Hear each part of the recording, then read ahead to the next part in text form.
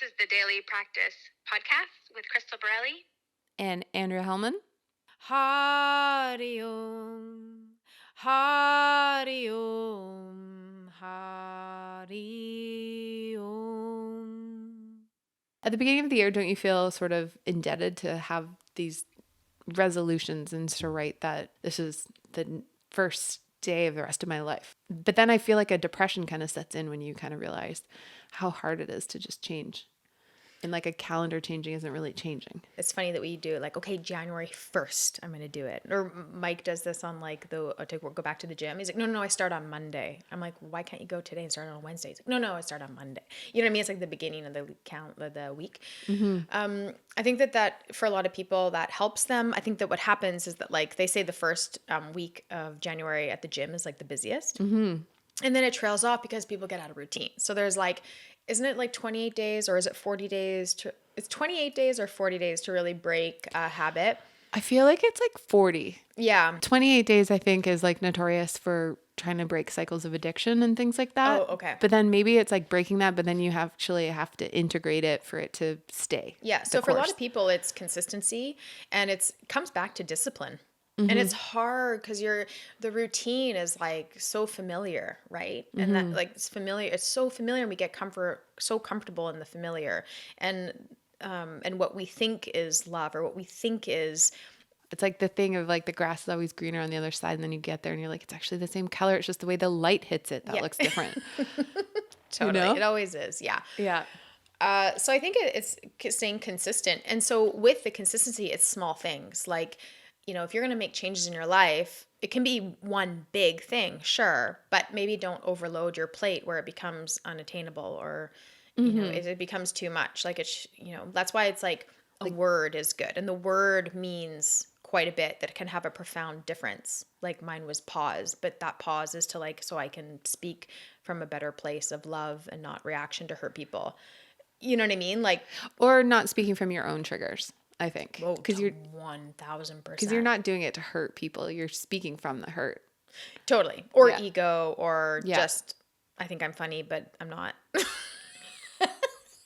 I'm from a really sarcastic family, and I can remember being 9 and hanging out with my stepsister at the time. She was like in drama class or something, and I think they were like 15, and I can remember making like really cutting jokes as a 9-year-old to these 16-year-olds that were really mean.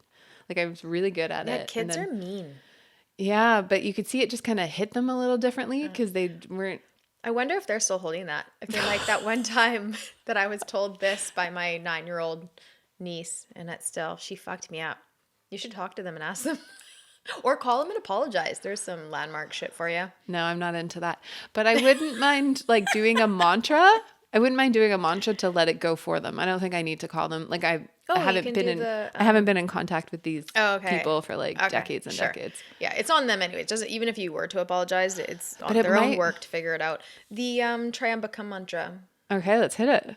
This might be a short episode for the beginning of January. Keeping it light. Keeping it short and simple. Yeah. Okay, let's hit me with this mantra. One word, motherfucker. Tryambakam. So this is a mantra to Shiva, and it's honoring the destroyer. Yeah, he's known as the destroyer.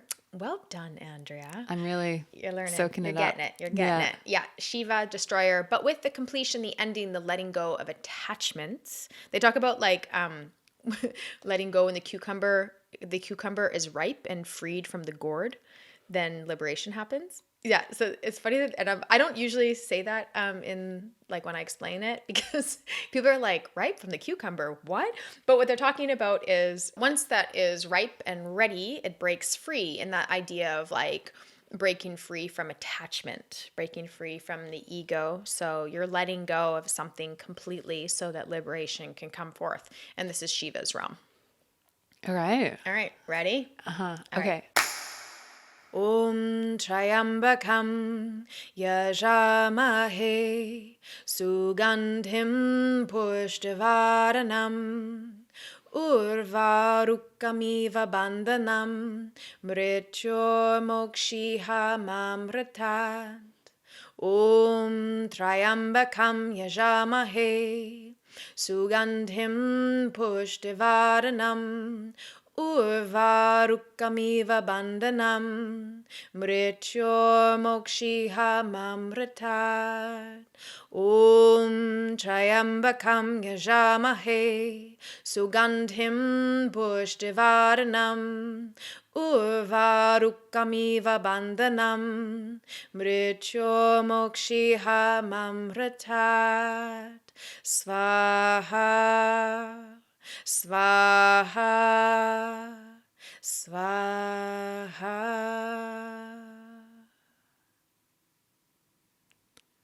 So the Swaha is to let it go, let it burn, let it dissolve.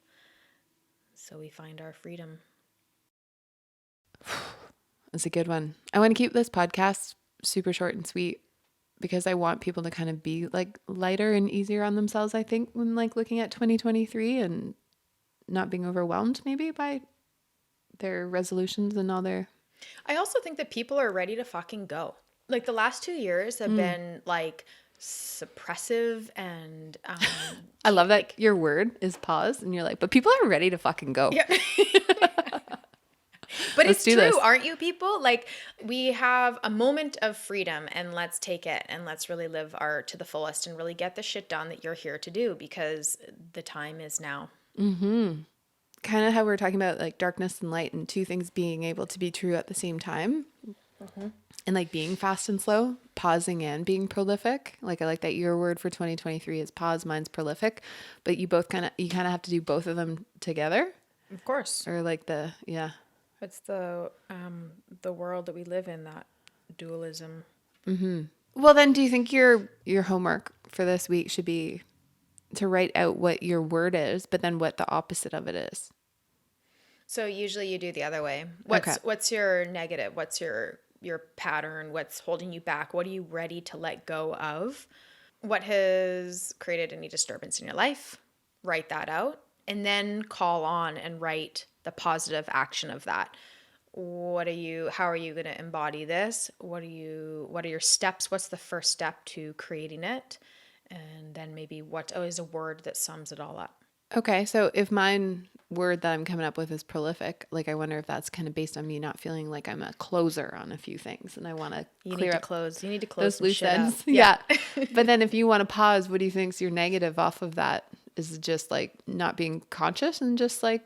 Yeah, I feel like I'm fast to react, and that creates a negative because I blurt things out not thinking of the reaction it will have. And I think you're not alone. Of course not. Oh my God, are you kidding me? Like at the end, I was in Joshua Tree. I remember it was like June 1st, 2022. Oh. And I had a friend that had started working with this new therapist, and she sounds great. I need her. And then she said, why are you here? And I said, I just don't want to be like, everything's fine in my life right now. I'm in Joshua Tree with my sister celebrating her 40th birthday, all these things. But I just don't want to be so reactionary anymore. That was the piece for me. And what did she say? She said that sounded great. And then I think 2 weeks later, the guy I was dating broke up with me like very quickly. And then I was like, okay, yeah, well, I guess I don't want to really react to this. Let's go in deep into it. And so I like not taking it on like it's like Personal? or like not compounding the hurt, but actually being like, okay, what is it? Like, what is my deeper sort of like teaching for this whole thing that I just went through?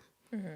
That's a great way to start looking at stuff, is to be like, okay, is there a teaching here? Is there something that, can I see a positive? Sometimes it takes long. When you're right in it, it's really hard to see that. Of course, it takes some time to process because you got to be in the emotion. That's what we are here to embody, all the emotions. But yeah. Yeah, I think it's like once the dust settles, then you get to see like everything in it. But like in the moment, yeah. Plus, I don't know, I run hot too. And also, yeah, God, I like the passion. Yeah, me too. Yeah, fire, baby, lion energy, fire energy. Yeah. But I think also like not to ignore those things. Like we have to be in it, and we have to not just push it aside and not react. Like it's important to use your voice at certain times and speak up when it's important. And yeah, it might ruffle some feathers. I like that saying, but it might upset some people. But again, if it's from the heart, if it's integrity to your absolute truth, and only you know that, like if you can feel it, like you're like, no, this is like my absolute truth, but not from a place of ego or hurt, but just that deep heart knowing or spirit knowing. It takes time to get there too. I know a lot of people can't connect to that, and that's what we're trying to encourage people to get to that point. But then you have to speak up. Yeah, we're not robots. I think the other thing too is that things happen. They're not fair. They're not, you have to feel it, process it to like let it go. And Totally. and then if you don't, it stays stored. Yeah. And then it does. comes out in snarky jokes. I've never really used the word snarky. And we take pause. And we take pause. And we take pause. So that we can be prolific. Exactly. Okay. So yeah, that is your thing. Write those words. The 2 words. I like that. Boom. This is the Daily Practice Podcast with Crystal Borrelli. and Andrea Helleman. Yeah. Life teachings, life practices. Good luck.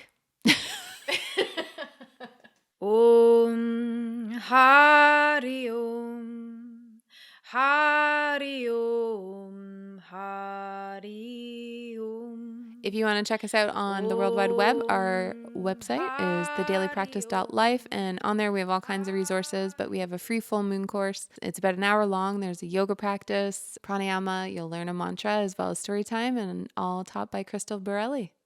Hariom.